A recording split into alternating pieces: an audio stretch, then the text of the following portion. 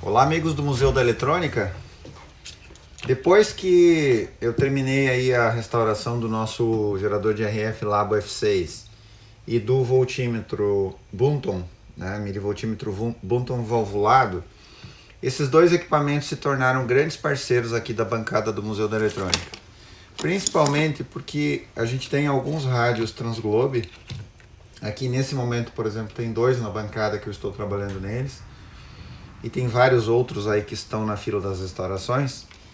E como eu já comentei em outros vídeos com vocês, teve até um comentário de uma pessoa que questionou, né? Mas por que calibrar um Transglobe se ele está funcionando, né? Até a pessoa comentou, mas está muito bom, não precisa mexer, nada disso é necessário, né? Quando eu argumentei que existem vários passos para a calibração de um rádio Transglobe, e isso se justifica facilmente se você pensar que o Transglobe tem todos esses conjuntos de bobinas, como eu expliquei aí na playlist que tem aí no canal, na restauração completa de um Transglobe, né?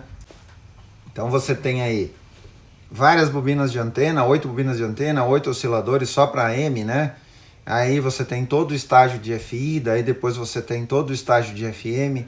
Então tem todas as bobinas de ondas curtas, enfim. É um rádio extremamente complexo, um rádio que, se o técnico não tiver experiência de fazer a calibragem e não tiver os instrumentos certos para colaborar nesse trabalho, não é possível fazer a calibragem dele. Além disso, né, além desses argumentos, o que acontece? O que talvez as pessoas ignorem em relação ao Transglobe, e isso é importante, né, e não só em relação ao Transglobe, mas em relação a qualquer outro rádio que tenha 40, 45 anos de idade, né, é que os componentes do rádio já sofreram uma degradação, eles já sofreram um envelhecimento.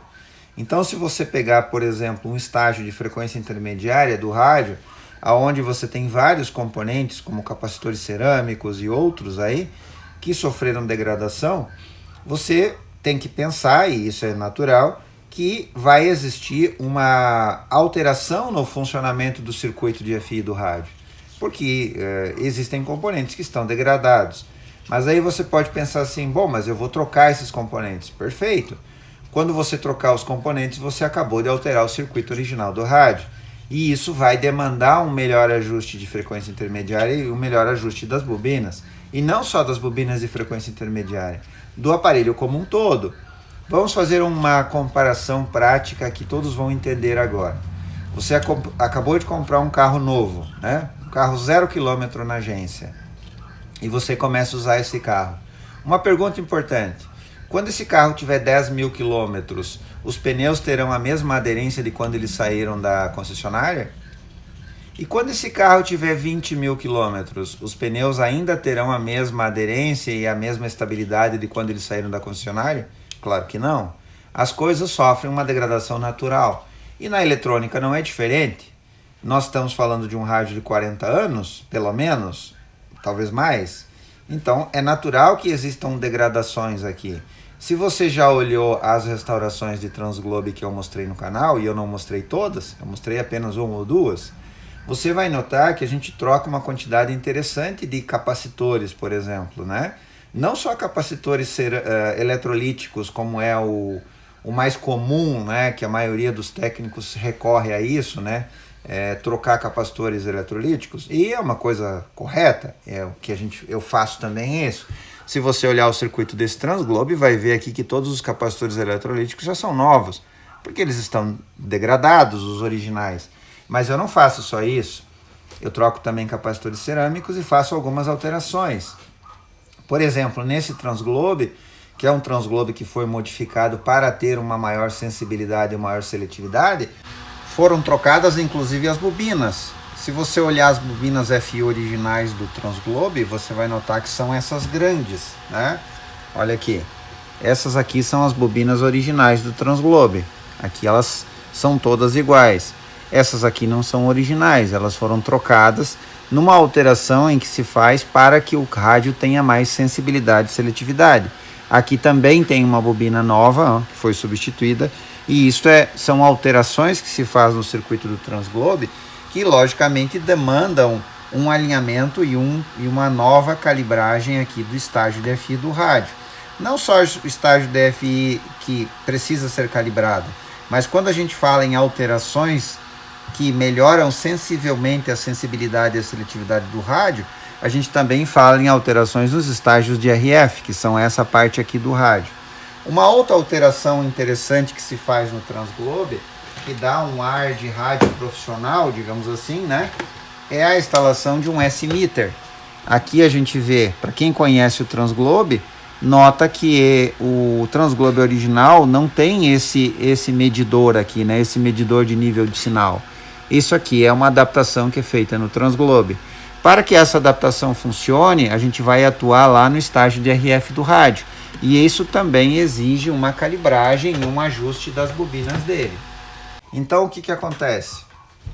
Há uma alteração que pode ser feita no Transglobe que aumenta sensivelmente, aumenta muito a sua seletividade e a sua sensibilidade de recepção. Quando se faz essa alteração, é lógico e evidente que eu tenho que alinhar o rádio de novo, eu tenho que fazer a calibragem dele, né? Se eu mexer, por exemplo, na parte de oscilação do rádio para colocar as estações aqui no seu devido lugar, eu vou ter que recalibrar o rádio. Por exemplo, suponha que esse desgaste natural que o Transglobe sofreu fez com que o deslocamento da frequência no dial se altere. E uma estação, por exemplo, que estaria em 90 MHz, avança na escala do dial e passa para 95. O que eu tenho que fazer?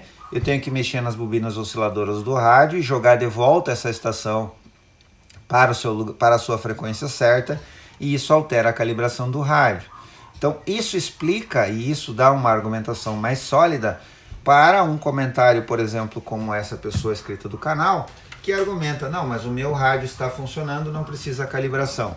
Eu acredito que o argumento do pneu do carro seja esclarecedor, né? O aparelho é antigo, ele tem pelo menos 4 décadas, ele sofreu a degradação dos seus componentes. Se ele estiver com os componentes originais, os circuitos já estão trabalhando de uma maneira diferente, né? Se você alterar os circuitos originais, por exemplo, trocar os capacitores, você altera o circuito. E quando se fala em estágios de RF, frequência intermediária, né, que seja FI, em todas as faixas, ou circuitos osciladores ou detectores ou conversores de RF, você fala em alterações sensíveis quando altera o valor dos componentes.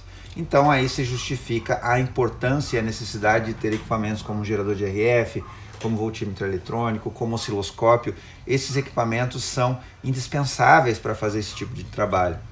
E nos próximos dias estará chegando aí na bancada do museu um frequencímetro digital. Eu ainda não tenho um frequencímetro digital e eu senti a necessidade de ter. Então ele vai, em breve aí nós vamos ter também um frequencímetro digital. Isso significa que a bancada do museu está ficando cada vez mais profissional, né? Cada vez, daqui a pouco, muito em breve, talvez nós possamos chamar de laboratório, né? É um laboratório em que a gente tem todos os instrumentos que são necessários, indispensáveis para fazer uma boa manutenção, uma boa calibração, uma boa modificação e ter um bom resultado aí num rádio Transglobe. Bom, mas quando eu restaurei esse gerador de RF Labo, e você pode ver a playlist completa aí no canal, eu vou deixar na descrição desse vídeo o link para a playlist completa desse gerador de RF. Eu não tinha em mãos sequer o esquema do gerador, porque o esquema que a gente tinha era uma foto de internet de um outro modelo de um gerador Labo que era parecido, mas tinha diferenças. Então havia uma incerteza se aqueles componentes que foram substituídos estavam corretos. Bom, mas graças à divulgação do YouTube e aos contatos das pessoas, eu acabei conseguindo o manual de serviço, uma cópia na verdade, né, do manual de serviço completo e original do Labo F6. Aí, bom, agora sim, agora eu tenho em mãos o manual de serviço com todas as instruções em relação a esse equipamento. E uma das coisas mais importantes que tem no manual de serviço do equipamento é justamente a ponteira de prova dele. A ponteira que se usa para fazer os testes, né? Sem a ponteira de prova, o que eu conseguia fazer era uma adaptação, né? Eu conseguia fazer uma espécie de cabrito. Eu usava então capacitores cerâmicos, né, ligados em série com a ponteira que eu estava usando, porque sequer a ponteira que eu estava usando era a ponteira original. Eu tinha uma adaptação aí, né?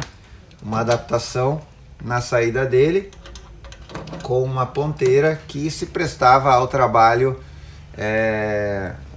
que eu precisava. Então eu acabava usando capacitores de desacoplamento.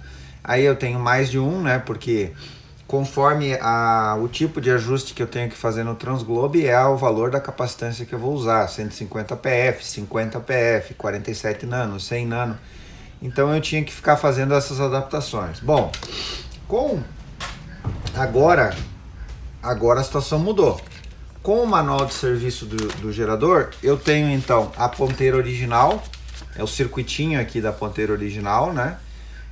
Do gerador, e agora eu posso construir essa ponteira do mesmo jeito que eu construí a ponteira do nosso Bunton, né, que eu expliquei aí, tem o vídeo, né, ó, eu usei um cabo de alta qualidade de áudio, né, uma blindagem, uma malha muito alta, um bom plug P10 de qualidade também, um plug P10 profissional, uma caixinha de uma bobina de FI Invictus, né, que eu tinha ali no acervo do museu. Aqui dentro tem a plaquinha então com o circuito, um pino banana fêmea, uma garra jacaré para o negativo, e aqui eu posso então comutar as ponteiras positivas. Então esse aqui então a ponteira do nosso voltímetro eletrônico Bunton. Beleza? Perfeito. Isso aqui funcionou 100%. Fiquei até surpreso, achei que não ia ficar tão bom. Agora eu vou construir então a ponteira do nosso gerador de RF. Vou usar a mesma coisa, cabo de alta qualidade, né, o cabo de áudio muito bom. Vou usar um plug também profissional. Peguei uma bobina aqui, né, uma bobina Philco aí do estoque, do acervo, né. Tirei o núcleo da bobina, eu vou guardar esse núcleo aqui para talvez um uso futuro de algum rádio que apareça e precise da bobina, e vou usar a caixinha então da bobina, né, a caixinha de alumínio, que vai fazer a blindagem então do meu circuito da minha ponteira aqui. Vou usar a mesma coisa que eu usei lá, uma plaquinha dessas padronizadas, eu já cortei ela do tamanho certo e ela vai encaixar então aqui, desse jeito. Aqui entra o cabo, aqui eu vou fazer uma própria plaquinha, vou fazer uma tampinha para colocar aqui. E na ponta, então, eu vou colocar um pino banana que vai ser o polo positivo, né? O polo de sinal. Falando do circuito, eu uso aqui, então, um capacitor de 200 PF, o que infelizmente não existe mais, eu não consegui. Mas eu vou usar um valor aproximado aqui, né? Eu consegui um valor no mercado aqui, né? Um capacitor de 220 PF. É um valor próximo, né? Vai dar mais ou menos uma diferença de 10%, mas é o que tem. Então, como é um capacitor de poliéster de qualidade, um capacitor muito bom, então eu vou usar aqui um 220. Aqui eu tenho um 400 PF, eu vou ter que usar dois de 220, infelizmente não tenho o que fazer, né? Um resistor de 400 ohms também não tem, 396 ohms é o mais próximo que eu tenho. Aqui até posso fazer uma associação com resistores de 1 ohm, por exemplo, né? Para chegar nesses 400. E aqui o mais importante, que é um indutor de 20 microhenries. Bom, esse indutor de 20 microhenries eu também não tenho, mas eu tenho 5 microhenries, né? Que é esse carinha aqui, ó. Um indutor de 5 microhenries. Aliás, eu tenho um estoque muito grande desses indutores aí, de um estoque antigo, né? De qualidade, ó, Toco. Indutores da marca Toco. São indutores de alta qualidade. E aí eu tenho algumas caixas cheias, ó. Cheias desses indutores aí. Aqui, se não me engano, eu tenho 5 microhenries, eu tenho 50 microhenries também, mas nenhum valor muito próximo de 20. Então, o que eu vou fazer? Eu vou usar 4 indutores de 5 microhenries ligados em série, né? Isso é possível, sem nenhum problema. Indutores se comportam, quando a gente liga eles em série, eles se comportam igual resistores. Então, eu tenho aqui esse indutor aqui, então, 5 microhenries, está ali, esse é o valor dele, né? Ali a resistência interna dele e ali, ó, indutor 5 microhenries, ok? Bom, então o que eu vou fazer? Eu vou ligar eles em série e vou conseguir os 20 microhenries que eu preciso para a nossa ponteira, beleza? Bom, vamos lá. Dito isto, feito essa introdução, eu vou agora montar a plaquinha, né? E depois nós vamos fazer alguns testes aí com o frequencímetro e com o osciloscópio para ver como é que a nossa ponteira se comportou. Legal? Volto logo. Agora a plaquinha já está pronta, todos os componentes já estão aqui, montados já, né? Conforme o diagrama, né? O diagrama do manual original. Então está aí, o indutor está ali, né? O indutor que eu construí, então, colocando indutores em série. O capacitor e o resistor já estão aqui. Aqui eu usei 2 capacitores para poder ter o valor de 400 PF que eu preciso, né? 2 capacitores em paralelo. E o capacitor de 220 PF aqui para fazer o desacoplamento para o lado do gerador. Então aqui está a plaquinha, aqui já está soldado o pino, o terminalzinho do pino banana, né? Que vai fazer o nosso lado positivo, o lado do sinal do nosso gerador. Né? A malha está aqui, isso tudo vai dentro da caixinha e do lado de cá então vai o plug, né? O plug P10 aqui, que vai ser ligado então aqui na saída do nosso gerador, aqui na saída, né? Então daqui vai sair para o cabo e aqui vai estar a nossa ponteira de teste. Vamos lá então, eu vou montar isso aqui agora e na sequência vamos fazer uns testes da ponteira. Bom, meus amigos, para terminar esse vídeo com chave de ouro, é a primeira vez que eu vou mostrar aqui no canal como fica a sensibilidade e a seletividade de um transglobe que foi modificado. Esse transglobe não é mais original.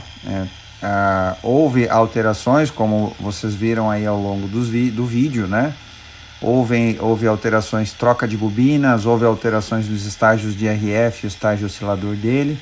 Então tem algumas alterações que o transglobe recebe, inclusive para receber esse S-meter, que não está ligado. Eu não deixei ele ligado agora, porque como o chassi estava fora do rádio, eu não liguei ele, mas quando ele está ligado, ele indica aqui então o nível de sinal das estações, né?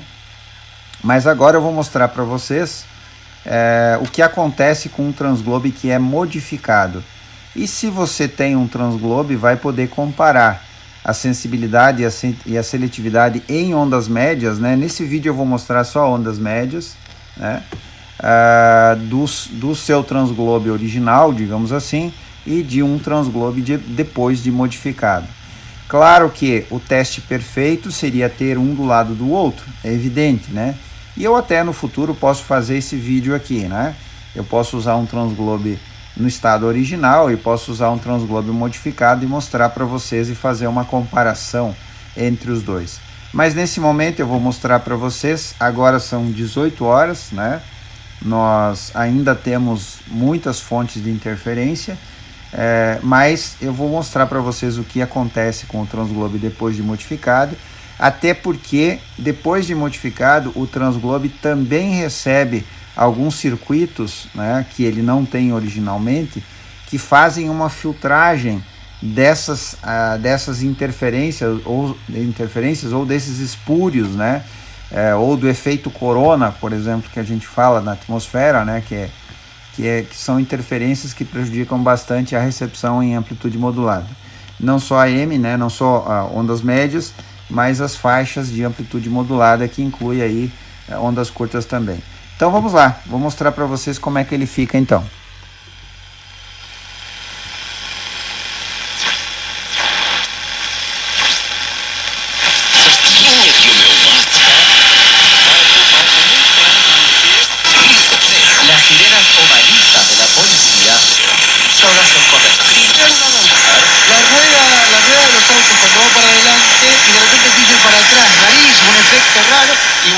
estou aqui a mais ou menos 120 quilômetros da fronteira com a Argentina, então a gente pode esperar que vamos sintonizar rádios argentinas aqui também.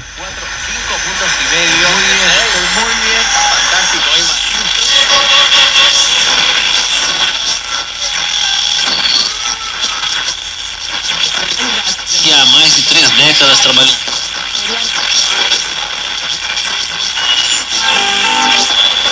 E chegou ao fim. Homenagem para quem.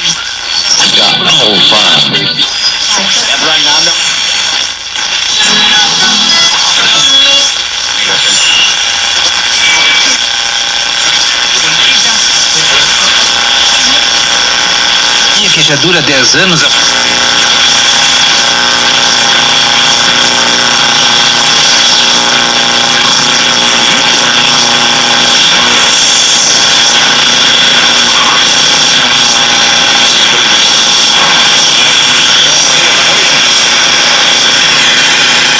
Nós temos aí algum equipamento eletrônico, elétrico, produzindo uma interferência muito grande aqui, né?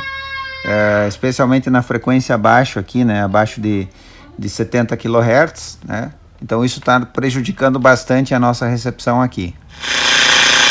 Isso provavelmente é uma máquina elétrica, né? Muito potente que está causando essa interferência. As indústrias ainda estão abertas, né?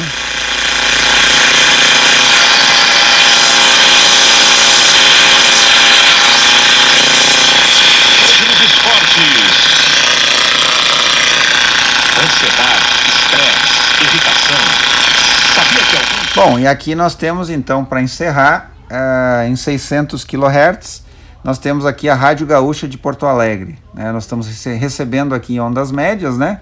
600 kHz, nós estamos aqui a 430 km de Porto Alegre. Tá aí a Gaúcha.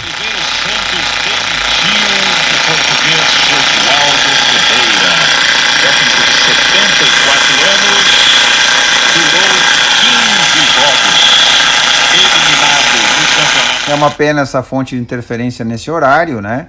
Mas se não fosse isso, nós estaríamos sintonizando perfeitamente a Rádio Gaúcha de Porto Alegre em ondas médias.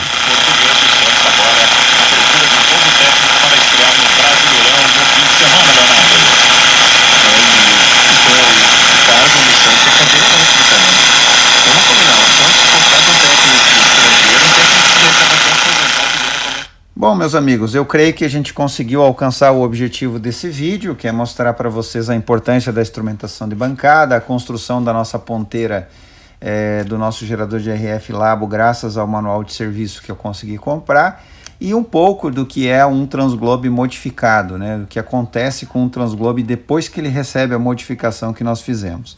Beleza? Espero que vocês tenham gostado desse vídeo, curtam esse vídeo, compartilhem com seus amigos. Se você chegou hoje, se inscreva no canal e ative as notificações, vai receber vídeos bem legais aí do Museu da Eletrônica. E se você ama a rádio assim como nós, especialmente rádios antigos como o Transglobe, então aí fique ligado que logo virão mais vídeos. Talvez eu faça aí um vídeo comparativo entre esse Transglobe modificado e o Transglobe original. E espero aí que vocês tenham gostado. Legal? Muito obrigado até aqui e até o próximo vídeo.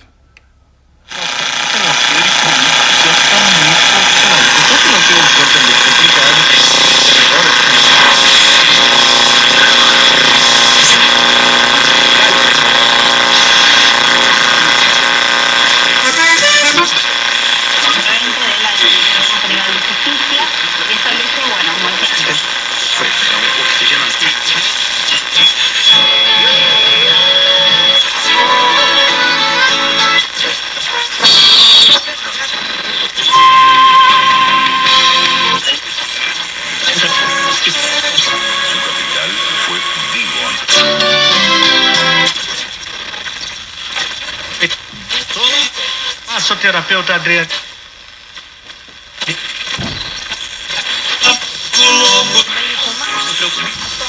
De saúde e a